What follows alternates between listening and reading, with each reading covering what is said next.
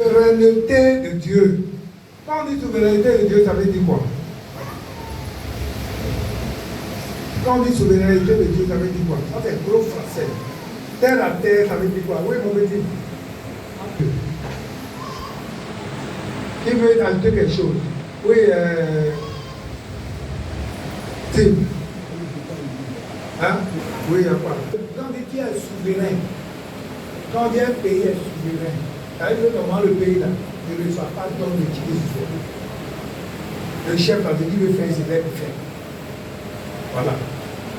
On dit il est indépendant. Donc indépendant. C'est ça. Dans la souveraineté de Dieu, c'est comme ça, il faut comprendre. Il faut voir que quand il dit la souveraineté, il ne demande pas d'ordre de qui, il ne reçoit pas d'ordre de qui que ce soit avant de faire comme ce soit. Dieu ne demande pas de conseil à quelqu'un. Ah, non, je vais faire ça. Bon, c'est mon conseiller, il faut me dire, je dois faire ou je ne dois pas faire. Dieu ne fait pas ça. Il est souverain. Quand je l'aime là, c'est qui fait la vie. Donc, je vais parler de ça ce matin. La souveraineté du Dieu vivant. On va lire deux passages. Job 8, verset 7 et Job 42, verset 1 à 13.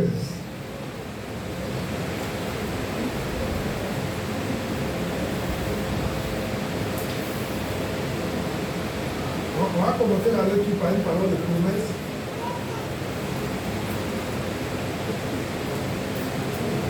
Je fais la lecture. Les hommes sont assis. On leur donne l'occasion de détendre un peu. Ils sont assis. Je fais la lecture. Bon, on va lire tous ensemble. Je compte 1, 2, 3 et puis on dit. Dans ceux qui n'ont pas de Bible, c'est là à faire. 1, 2, 3. Ton ancienne prospérité semblera peu de choses. Celle qui t'est réservée sera bien plus grande. Alléluia. On s'assoit. Ton ancienne prospérité semblera peu de choses. Celle qui t'est réservée sera bien plus grande. Voilà une parole de promesse. C'est-à-dire qu'il y a une plaisir. Voilà une parole pour vous. Je lis maintenant Job 42, verset 1 à 13. Je reconnais. Quand on va vous chanter. Je reconnais que tu peux tout. Même groupe musical, merci, il a demandé là. Ils ne savent pas que je chante bien. C'est ça qui est ici, là, voyez là, c'est pour copier chanson de bien. Les répétitions, ils savent plus, ils vont arrêter de faire. Vous voyez, il n'est pas bon à faire. Vous voyez tout à l'heure, je donne un peu tout. Et que rien ne s'oppose à tes pensées. Quel est celui qui a la folie d'obscurcir mes desseins? Oui, j'ai parlé sans les comprendre. De mes mains qui me dépassent et que je ne conçois pas. Écoute-moi et je parlerai. Je t'interrogerai et tu m'instruiras. Mon oreille avait entendu parler de toi. Mais maintenant, mon œil t'a vu. C'est pourquoi je me condamne et je me répands sur la poussière et sur la cendre. Verset 7. Après que l'Éternel lui a adressé ses paroles à Job, il dit à Eliphaz et Théman, ma colère est enflammée contre toi et contre tes deux amis, parce que vous n'avez pas parlé de moi avec droiture, comme l'a fait mon serviteur Job. Prenez maintenant 7 taureaux et 7 béliers. Allez auprès de mon serviteur Job et offrez pour vous un holocauste. Job, mon serviteur, priera pour vous. Et c'est par égard pour lui seul que je vous traiterai, que je ne vous traiterai pas selon votre folie. car vous n'avez pas parlé de moi avec droiture, comme l'a fait mon serviteur Job. Verset 9. Eliphaz de Théman, Bilpa de Choua, et Sophar de Naaman allaient et firent comme l'Éternel leur avait dit. Et l'Éternel eut égard à la prière de Job. L'Éternel établit Job dans son premier état, comme quand Job eut prié pour ses amis. Et l'Éternel lui accorda le double de tout ce qu'il avait possédé. Verset 11, les frères, les sœurs et les anciens amis de Job vinrent tous le visiter et ils mangeaient avec lui dans sa maison.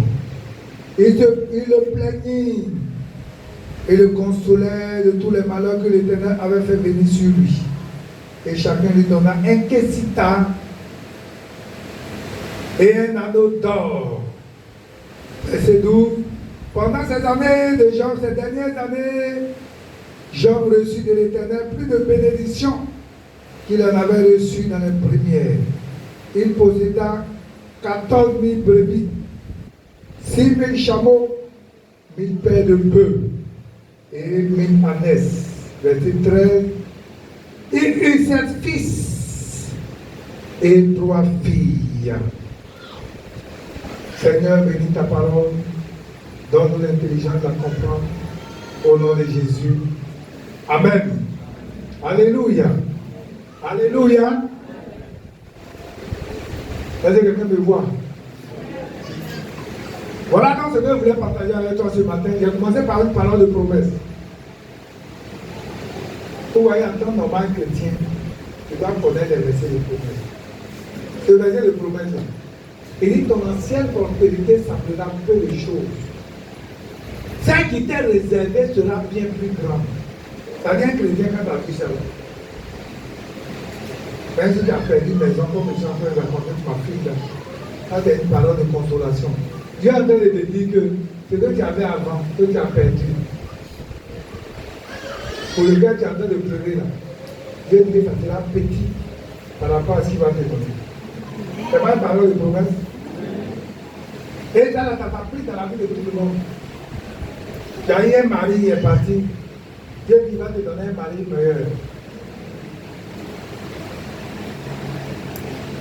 Tu as eu une femme qui est partie. Vous savez, généralement, quand les femmes quittent les hommes, les maris n'ont pas l'argent. Alléluia. Donc le Seigneur dit ton ancienne prospérité semblera peu de choses. Ça là, je veux prendre ça pour faire des exhortations. Je n'ai pas bien dans la gueule. Mais ce n'est pas ça qui est mon message. Ça, c'est une parole de promesse qui va s'accomplir à la fin. Quand vous regardez, ça se trouve dans Job 8. Et Job 42, ça dit combien d'années après ce que Dieu a dit à Job, la chose s'accomplit. C'est ce que je vais t'amener à comprendre. C'est pourquoi il y a tout ça d'abord. Donc vous voyez le passage là, je vais décortiquer ça en 4 vérités. La première vérité, c'est le temps d'incompréhension vis-à-vis de Dieu. Par rapport aux situations qu'on vit.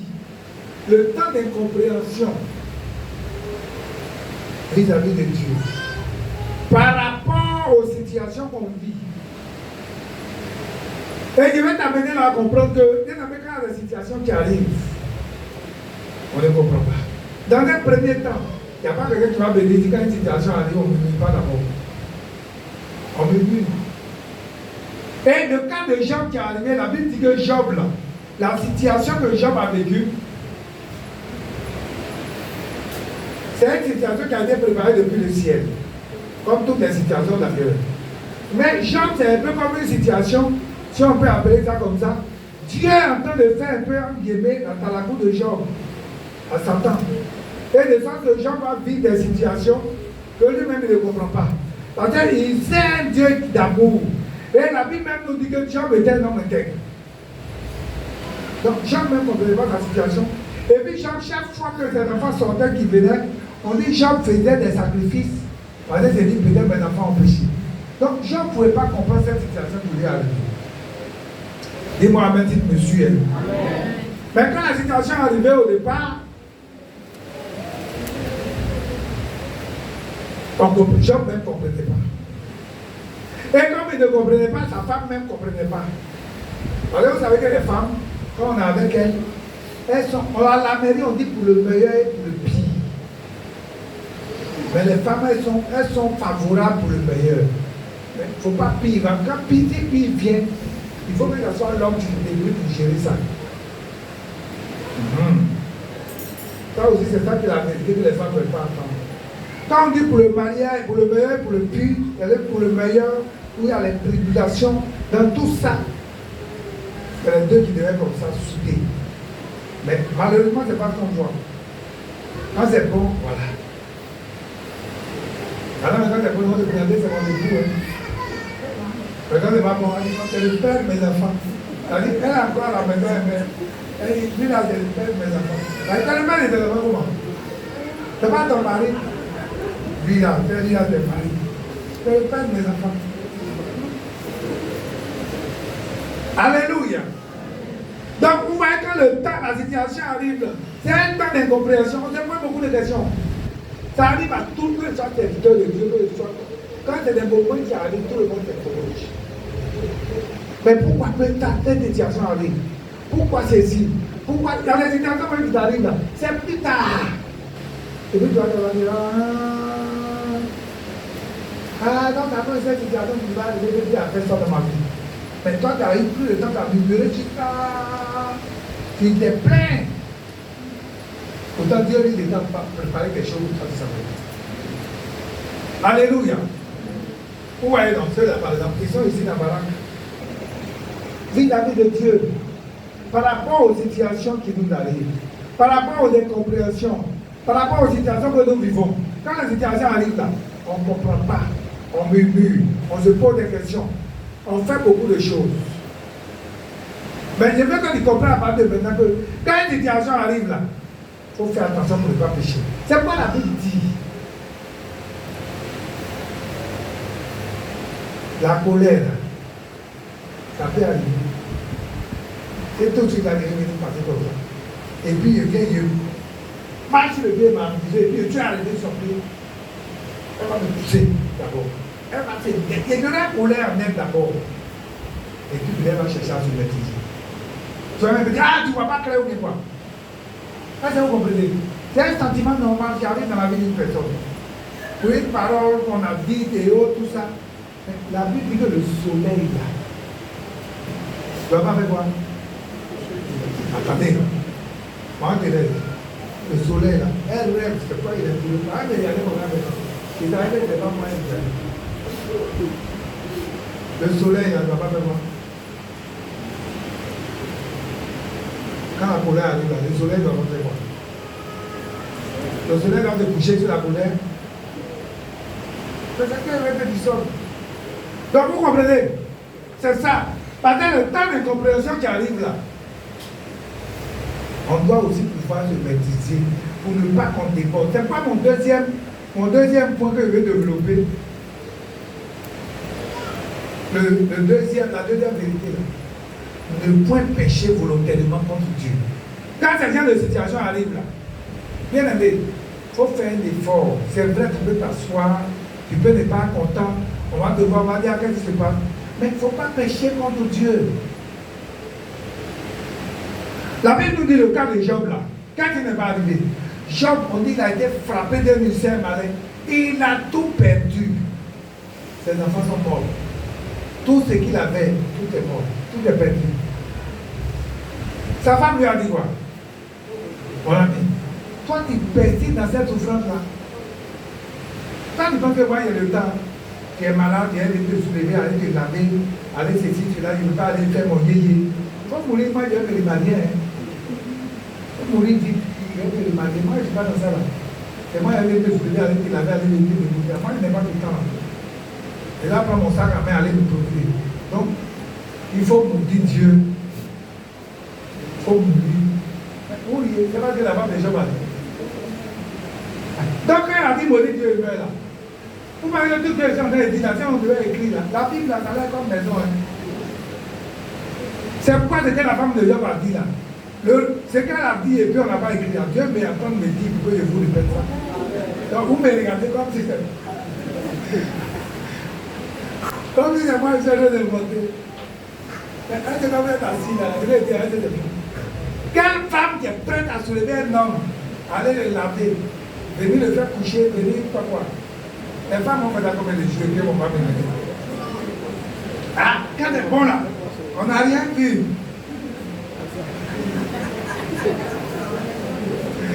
Quand c'est pas bon là, et nous maintenant on va souffrir. Et quand c'est pas, c'est les clous, on dit ça aux enfants. Et je prie, cela n'arrivera pas au nom de... Les hommes qui sont ici là, ils ne vont jamais prendre calme pour marcher. Ils seront jusqu'à ce que le Seigneur même dit mon serviteur, pour venir reposer. Alléluia. Donc quand il y a la situation qui arrive, c'est pareil aussi pour vous les mamans. Je prophétise que vous soyez dans la grâce de Dieu, vous soyez en pleine santé. Parce que c'est les choses quand ça arrive, c'est pas normal. On va prendre quelqu'un d'autre qui a été dehors, qui dit c'est quoi, c'est pas bon. Donc je prie que cela n'arrive pas et cela n'arrivera jamais au nom de Jésus. Donc quand c'est des moments qui arrivent là, les temps d'incompréhension de Dieu, un enfant qui a échoué à un examen, faisons attention pour ne pas pécher contre Dieu. Parce que l'enfant a échoué, l'enfant est à l'école, ça peut ne pas marcher, il a échoué.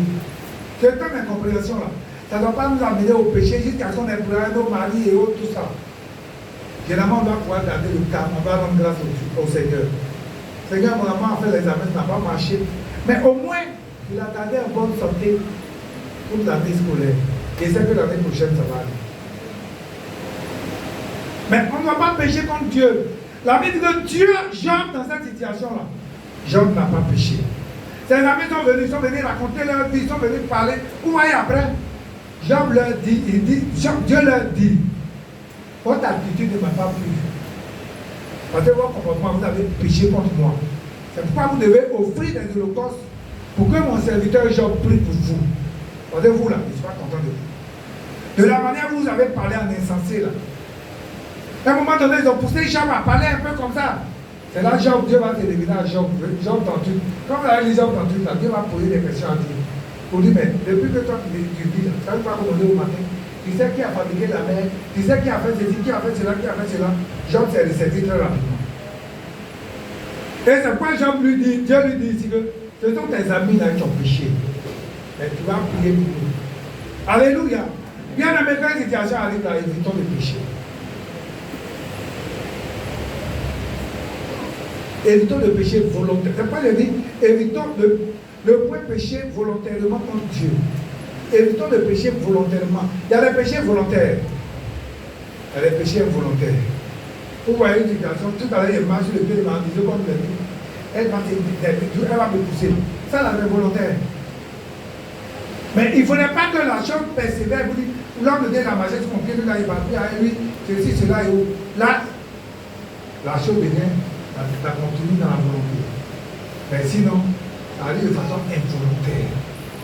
Donc, il y a les péchés involontaires, les péchés volontaires. Les péchés volontaires, c'est quand tu élèves toi-même, tu sais qu'il y a fait de faire. C'est pourquoi la Bible dit dans l'Ancien Testament, quand quelqu'un pêche là, la personne meurt, il n'y avait pas d'autre solution. Il fallait que la personne meure. Dieu est venu trouver la solution. Si quelqu'un meurt, là, pour que quelqu'un pêche, pour ne pas que la personne meure, il faut qu'il y ait du sang. Et ce sang-là, ça n'effaçait pas le péché. Ça n'expiait pas le péché, ça couvrait le péché. Jusqu'à ce que le temps arrive que Dieu, par sa grâce, Jésus vienne. Et puis vous voyez même que les animaux même comprennent pour couvrir le péché. L'animal là, l'animal ne va pas volontairement pour dire bon, je viens, l'agriculteur est bon, je suis venu, alors il faut me tuer pour le péché de Maudit. C'est comme ça que l'animal fait. L'animal là, on le tire comme ça, l'animal dit qu'il pas, on le tire de force. Et puis on l'envoie aller faire des sacrifices. Ce n'est pas de façon volontaire. C'est pas la Bible quand on lit les Hébreux, on dit quoi? Jésus s'est offert. Volontairement, il est allé volontairement. Jésus pouvait commander une légion de démons, d'anges qui devaient descendre pour le protéger, pour jamais les imprimer. Alors il a laissé la chose parce que c'était la volonté de Dieu. Alléluia. Et c'est offert volontairement. Amen. Hein? Amen. Donc le péché ne doit pas être volontaire. Il faut faire attention à ça. C'est pas quand tu as besoin de mettre fin à un péché, il faut le faire. Ce n'est pas surtout dans le cas du mariage. Mariage. Tu es avec une fille qui sait que vous allez avoir des rapports. Mais réglez la situation. Ça règle le problème. C'est tout. Vous voyez? Et puis ne soyez pas compliqué. Point, la vie d'obéissance. Vous voyez quand il parle de la vie d'obéissance? La vie dit que quand Dieu a dit aux amis de Job, ce que vous avez fait n'est pas bien. Demandez pardon à Job. Et puis envoyez des sacrifices pour que mon serviteur Job là, il prie pour vous. Qu'est-ce qui s'est passé? Ses amis ont fait quoi? Ils ont fait quoi? Ils ont obéi. Et quand ils ont obéi, là, Job aussi a fait quoi? Hein? Job n'a pas dit, il m'a accusé, quand j'avais des problèmes, vous m'avez condamné, comme c'est comme ça, moi je ne prie pas pour vous. On dit Job a prié pour ses amis. Quand Job a fini de prier pour ses amis, qu'est-ce que Dieu va faire? Donc, la troisième étape, c'est la vie d'obéissance. Bien aimé, quand on obéit, l'obéissance ouvre toujours des portes. Les amis de Job obéissent. Ils viennent voir Job. Ils se répandent. Ils donnent ce que Dieu a demandé. Mais quand il finit de faire, Job aussi, il prie vraiment pour ses amis. Et quand il prie pour ses amis, on passe à la quatrième vérité, la vie de restauration. Donc quand Job prie pour ses amis, Dieu fait quoi? Dieu bénit les amis de Job là. Mais Dieu va bénir Job même au-delà de son entendement. La Bible dit quoi? On dit Job va dire, j'ai entendu parler de toi. Mais mes yeux maintenant ont vu. Parce que ce que tu as fait pour moi là. On dit Dieu a fait quoi? Il a donné quoi? Le double de ce que Job a fait. Bien aimé, c'est ce qu'on appelle la souveraineté de Dieu. Dieu là, il est souverain, il fait ce qui lui plaît. Il fait ce qui lui plaît. Il ne soit pas d'homme de qui ce soit. Dieu bénit quand il veut bénir, il bénit.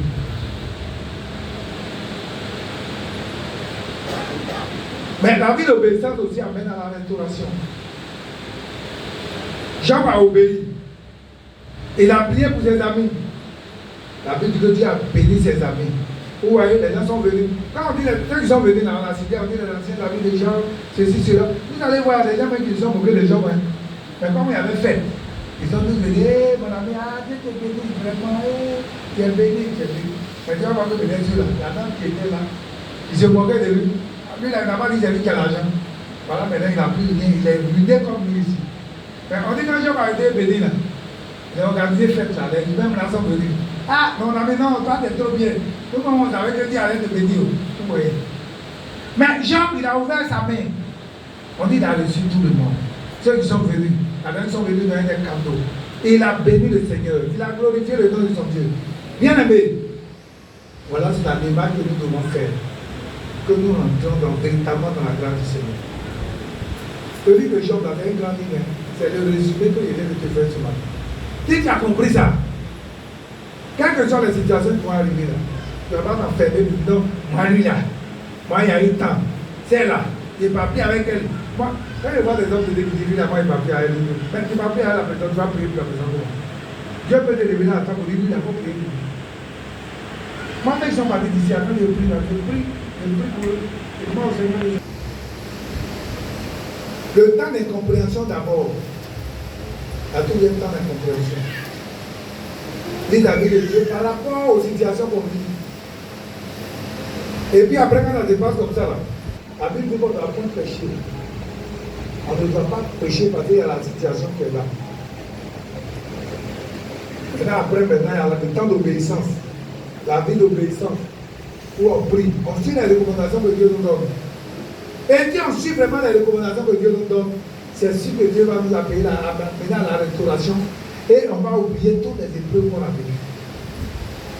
On va oublier tout ce qu'on a perdu. Il y a déjà une situation arrivée. Pourquoi la situation m'est arrivée? Si c'est comme ça, je ne vais plus à l'église. Mais la démarche qu'on est en train de faire là, quand tu abandonnes, tu dis comment c'est comme ça, mais je ne vais plus à l'église. Dieu ne va pas t'apporter de tout de ce que tu avais perdu. Parce que là aussi, tu as abandonné la main du Seigneur. Que le Seigneur nous aide à demeurer attachés à la voie que Dieu est en train de vous montrer. Pour que, même si tu avais perdu quelque chose, que Dieu t'accorde la chose au nom de Jésus. Amen. Et puis il y a une activité aussi que tu fais. On va aller dans toutes choses là. C'est évolutif. Dieu prend toujours. Dieu prend tout pour nous dans cette guerre. Regardez la vie des bébés. Les bébés. Les mamans sont mieux pour maîtriser la plus de moi. Bébé naît. Bébé là est là. Et au moment donné, le bébé, on le fait coucher. Et il se retrouve comme ça. Après, on le fait coucher. Il se retrouve. Par exemple, les enfants, souvent, on les fait coucher sur le dos. Après, l'enfant, il se retrouve lui-même. Et s'il fait souvent les enfants, on les met pas sur le lit, il va tomber sur lui. Après, l'enfant là, il va commencer à faire 4 pattes. Et ça, on oublie s'asseoir d'abord. Fait 4 pattes, après, il s'assoit. On oublie s'asseoir d'abord. Donc, il s'assoit. Après, il fait 4 pattes. Après, il commence à frapper les choses, il s'élève. Après, il commence à marcher. Et puis, il tombe. Il tombe. Et au moment donné, l'enfant commence à courir. Et vous voyez, c'est tout un cycle normal. Parce que quand on fait tout à l'enfant, tu s'élève, il marche, il court. Et puis, à un moment donné, quand il devient Dieu, il revient encore dans le même système, le même cycle. Ça veut dire quoi? Il peut marcher, à la portée. C'est comme ça, mon ami. Et pourquoi quand on devient sur les pieds, pourquoi on pense que on est trop fort? Non. Mais tout ça, Dieu prend tout ça pour nous enseigner. À toutes les étapes. Même si il y a une activité que tu fais, à un moment donné, là, tu vas voir que Dieu peut t'ouvrir les yeux. Et puis Dieu te montrer autre chose que tu vas faire. C'est-à-dire faire les deuxièmes ce qu'on n'a pas encore compris. Une fois on a quelque chose, on a assis dans la chose. Imagine par exemple quelqu'un, tu fais pauvre. Je prends l'exemple de mon fils. Et bien à un moment donné, tu vois qu'il y avait un